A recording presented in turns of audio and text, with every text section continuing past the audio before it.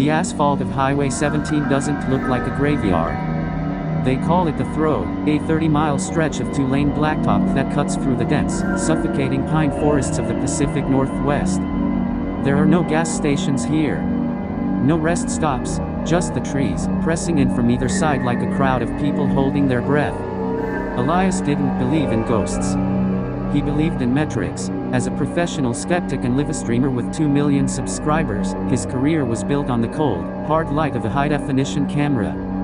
He had spent nights in haunted asylums and walked through cursed forests, always emerging with nothing more than a bit of dust on his boots and a spiked viewer count. "All right, everyone," Elias said, adjusting the gimbal mounted to his dashboard. The glow of his smartphone illuminated his face, casting deep shadows under his eyes. "We are officially entering the Throw. No radio, no music, and, as the legend demands, no looking in the rearview mirror once the knocking starts." The live chat scrolled by in a blur of neon text. "Don't do it, Elias. This one is different. The Hollow Man is waiting." Elias chuckled, a dry, hollow sound. The Hollow Man, a campfire story for truckers who've had too much caffeine. The legend says he was a hitchhiker murdered in the 70s, and now he hitches rides in the backseats of the lonely. But here's the thing about legends, they hate the light. He flicked on his high beams. The light punched into the darkness, revealing nothing but the endless, rhythmic flicker of white lines on the road. Thump thun, thump thun. 10 minutes in, the silence began to have a weight. It wasn't just the absence of noise, it was a physical pressure against his eardrums. Elias found himself gripping the steering wheel tight enough to make his knuckles ache. "The air is thick," he murmured to the camera. "Probably just the humidity from the pines, but the car feels heavy, like I'm hauling a load I didn't start with." He looked at his phone screen to read the chat. It was moving faster now. "Look at the GPS," one user wrote. "Elias, look at the speedo," wrote another. Elias glanced down. He was doing 80 miles per hour. But when he looked out the side window, the trees were crawling past. The geometry of the world was wrong. The road was stretching. Then, it happened. Tap. A sharp, clear sound, like a fingernail striking glass. It didn't come from the front. It came from the rear driver's side window. Elias froze. His heart didn't race, it stopped, then lurched into a frantic, uneven rhythm. "Did you guys hear that?" he whispered. He didn't look back. He kept his eyes locked on the windshield. Tap, tap, tap. It was rhythmic now, methodical. "Wind," Elias said, though his voice trembled. A branch caught in the wheel well, something mechanical. He reached out to adjust his phone, wanting to show the camera his face, to prove he wasn't scared. But as he moved the phone, the camera angle shifted slightly. The wide-angle lens caught the edge of the back seat. The chat exploded. "Oh my God. Behind you. Elias, don't move." Elias stared at the chat, his skin turning to ice.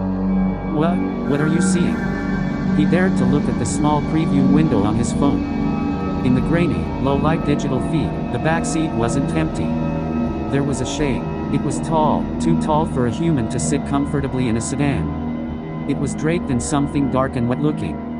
But it was the head that made Elias's breath hitch. It was wrapped entirely in rusted serrated wire, crisscrossing over where a face should be. The figure didn't have eyes. It had holes, and through those holes, Elias could see the faint, sickly glint of something silver. Knock, knock, knock. This time, it wasn't the window. It was the back of Elias's headrest. He could feel the vibration through his skull. "I'm not looking," Elias hissed, his eyes watering from the strain of staring at the road. "It's an optical illusion. Digital artifacts. You guys are trolling me." But the viewers weren't trolling. One user, the architect, began typing in all caps. "Elias, he is holding the wire, he is unrolling it, he is putting it around your headrest, stop the car." Elias looked at the road. The high beams were fading.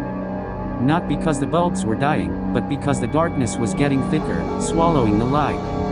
The white lines on the road were turning red. "I can't stop," Elias choked out. "If I stop, I'm a sitting duck. I have to finish the 30 miles. Suddenly, the car's interior light flickered on. The yellow bulb hummed with a dying energy. In the reflection of the dashboard's plastic trim, Elias saw a hand. A long, gray hand with fingers that ended in jagged, broken nails. The hand reached forward and slowly, delicately, touched the rear-view mirror. The mirror tilted. "No," Elias whimpered. "No, no, no." He squeezed his eyes shut. He drove by instinct, feeling the car veer toward the soft shoulder of the road. Gravel sprayed against the undercarriage like gunfire. "The wires touching your neck," the chap screamed. Elias felt it, a cold, metallic bite against his throat. It wasn't a dream. It wasn't a digital artifact. It was the stinging, sharp reality of rusted steel. The figure leaned forward. Elias could smell it now, the scent of old rain, motor oil, and something metallic, like copper and dried blood. A voice, sounding like a radio tuned between stations, crackled directly into his ear. "You wanted to see, Elias. You wanted to show them." The serrated wire tightened. A thin line of warmth trickled down Elias's neck, his own blood. "Please," Elias sobbed. "The toll must be paid," the voice whispered. "A story for a story. You've told mine. Now, I'll tell yours, to the next one who drives the throat." In a moment of pure, blinding terror, Elias's eyes snapped open. He couldn't help it. It was the human instinct to face the predator. He looked into the rear-view mirror. He didn't see a man. He saw a void. A hollow, screaming vacuum where a soul should be. And in that reflection, he saw himself, not as a man, but as a digital ghost, flickering, breaking apart into pixels. The car didn't crash. When the police found the vehicle 3 days later, it was parked neatly in the center of the road, 15 miles into the throat. The engine was silent. The battery was dead. Elias was gone. On the dashboard, the smartphone remained, its screen shattered. When the forensic team recovered the data from the cloud, the live stream didn't show a killer. It didn't show a monster. It showed 30 minutes of Elias Form talking to an empty backseat, his own hand slowly wrapping a length of rusted wire around his own neck, his face contorted into a mask of someone who was no longer there. But at the very last second of the footage, just before the phone died, the shadow moved in the background. A gray hand reached out, picked up Elias's fallen hat, and placed it on a head that wasn't there. And then, the audio picked up a final, rhythmic sound. Tap, tap, tap. The hollow man was ready for his next ride.